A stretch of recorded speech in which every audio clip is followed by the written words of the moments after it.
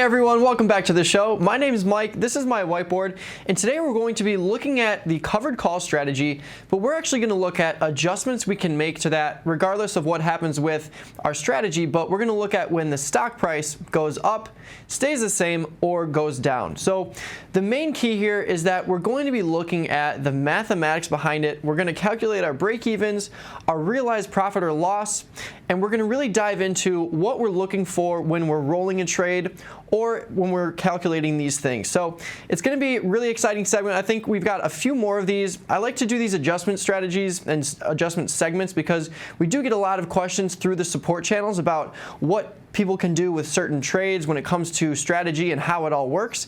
So I'm going to walk through covered calls today. I've got short puts tomorrow. I can do a ton of other strategies if you'd like. So shoot me an email or a tweet if you really like it. But we'll get right into it today with covered calls. So let's go to the next slide and we'll just visualize what a covered call is, and we'll look at some basic calculations here. So we've got our opening trade, and a covered call, if we just remember back, is just buying 100 shares of stock at the current stock price and then selling an out-of-the-money call against that. So we're looking here at the 80 strike call to sell against our 100 shares of stock at the 75 price point. So our 80 call has 45 days till expiration, and that's going to give us a nice premium here of $1.25. So when we walk through the different calculations here, let's first talk about max profit. So we've got our stock price at 75. Again, for this call to be covered, this short call to be covered, we need to buy 100 shares of stock. If we buy anything less than 100 shares, our short call would not be fully covered by our shares of stock, because when we remember back to what a contract is dealing with, every option contract that's our standard contract is looking at the theoretical equivalent of 100 shares. So if I'm selling a call at the 80 strike, at expiration, if this strike is in the money, or in other words, if the stock price is anywhere above 80, this short call is going to turn into 100 short shares. So since I'm long 100 shares at 75, this is considered a covered call. So let's look at the max profit here of 625. So let's take a look at 625 and just look at these values here, and we can clearly see where I'm getting that value from. So the max profit is realized if the stock price is at 80 or anywhere above 80 at expiration. So we just take the difference between where I purchased the stock at 75 or $7,500 for 100 shares. We calculate the difference of our strike price and our stock price, which is 5 points or $500. And then we take into consideration the credit received of $1.25. So at expiration, if the stock price is above 80, I would have long 100 shares at 75, short 100 shares at 80, which would wipe out my position. But since I collected $1.25 in addition to that, my max profit is going to be capped at $6.25 regardless of where the stock price is above the level here. So with that said, my max loss is going to be $73.75. And the way I calculated this is just by taking my 100 shares at 75 and subtracting the cash premium that I'm receiving for selling this call at the 80 strike. So I'm taking $7,500, subtracting $1.25 or $125, and that gives me my max loss if the stock price ends up going to zero. In this situation, because I've got this basic strategy here, my max loss is also going to be my break-even price, and that's going to be the case when you're just opening a trade. So when we're putting on a trade right from the get-go, our max loss in this situation is going to be our break-even point, and that's only going to be realized if the stock price ends up going to zero or going out of business. So let's take a look at some things we can do when the stock price changes. So let's go to the next slide here, and we'll break down what happens when the stock price increases, as you can see by this symbol here. So we've got our original trade that had 45 days till expiration. Now let's say that we're on expiration day. It's the Friday of expiration. I've only got a few hours left to trade this option and this position, and I've got 0 days here. And I'm lucky enough to be able to buy back my short call at the 80 strike in that same expiration for 5 cents. So as you can see, the stock price has moved from 75 to 79. I still own my shares at the 75 mark, but I'm able to close my position out and effectively capture the realized profit on this short call of $1.20. As you can see, I sold it for $1.25, but since I have to buy it back for 5 cents, I'm going to be looking at a net credit received of $1.20 there. And that's going to give me a realized profit of $520. So we've got $120 from the short call that I originally sold, but I bought it back, so that's considered the close position. And my stock price went from 75 to 79. So you take the $400 I would get from the stock price increasing from 75 to 79, add that to the net $1.20 credit from my original position, and that gives me the realized profit of $520. However, I'm going to look at keeping the dream alive here, and I still have the bullish assumption. So what I'm going to do is look to sell a new call at an 84 strike with a new expiration of 40 days until expiration. So knowing this, my new profit potential on my current trade is going to be $620. And I'm calculating that by just taking the current stock price, which is 79, looking at my short strike of 84, which is a 5-point difference, and looking at the credit of $1.20. You add those two values together, and you've got your new potential profit of $620. My new break-even is actually going to be $72.60. So we're moving all the way down into the 72 level, and that's because of the fact that I took my original 75 stock price that I purchased it at. I've got my $1.20 net credit that I received from my previous position, and I'm adding another $1.20 credit here with my new position. So I take the $1.20 here, subtract that from 75, and subtract another $1.20 from my new position, which gives me a new break-even of $72.60. So $2.40 between these two. Subtract that from 75, and you've got $72.60. So this is a great way to continually reduce cost basis, especially when we're in winning positions like this. And we got lucky with this one because we were right on the brink of the 80 strike, but the stock was at 79, and I was able to buy back that call there right on the expiration day. So we got lucky with this situation. Let's go to the next slide and talk about a situation that would go against us. So let's say the stock price actually goes down.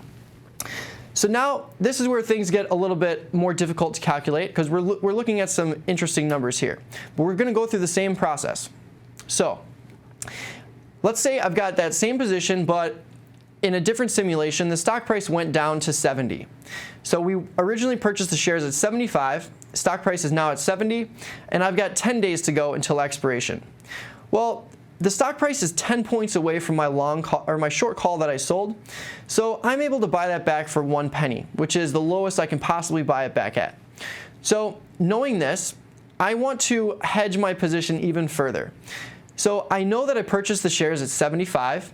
So if I move my new call down to 77 as opposed to 80, I can still reduce my cost basis a little bit further, give myself some profit potential, and it's going to reduce my max loss overall. So I look at moving the strike down to 77, which is still above my 75 purchase price of the shares, so I'm okay there. And I've got 30 days to go for this one.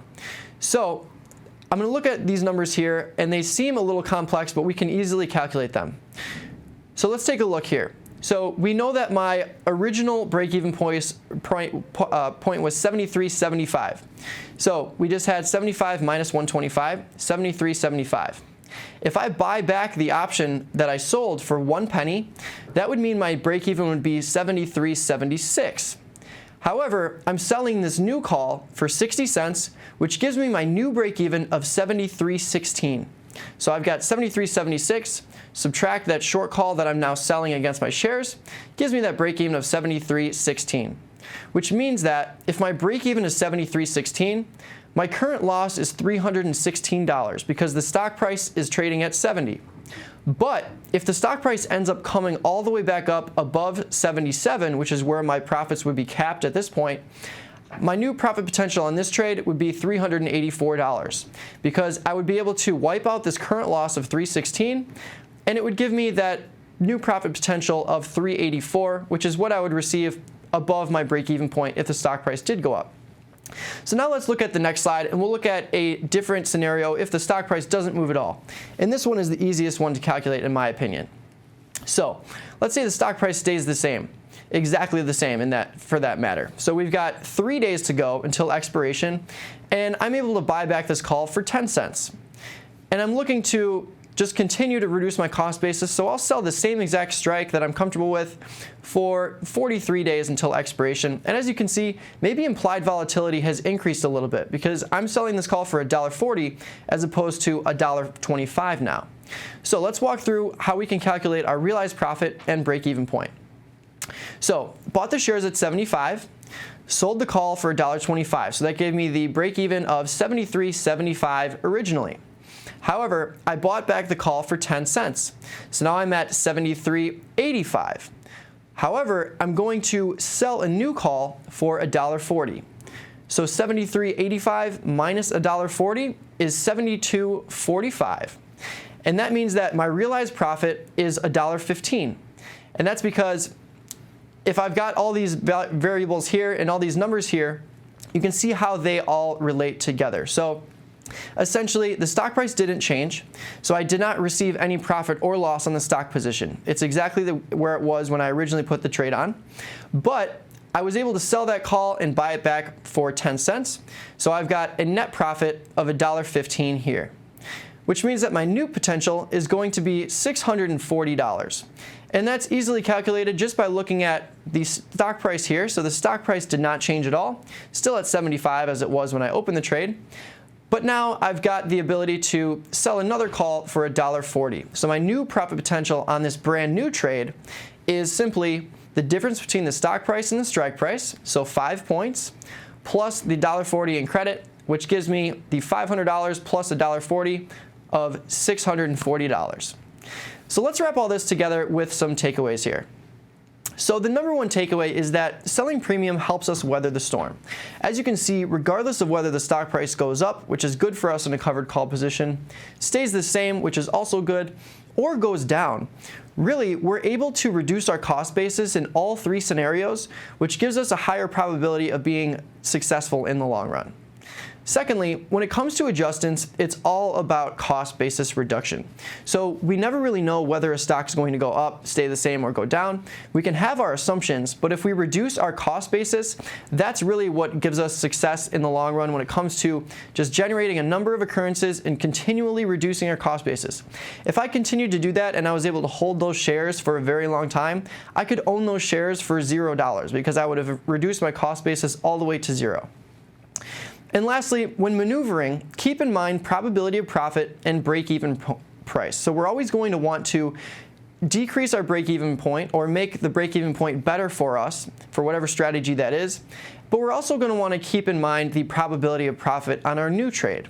And keeping all these things together is really what's going to make us successful traders in the long run.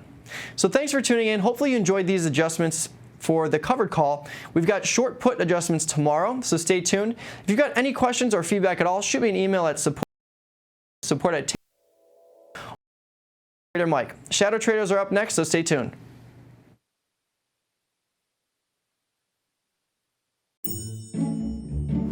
Hey everyone, thanks for watching our video. If you liked this video, give it a thumbs up or share it with a friend. Click below to watch more videos, subscribe to our channel, or go to our website.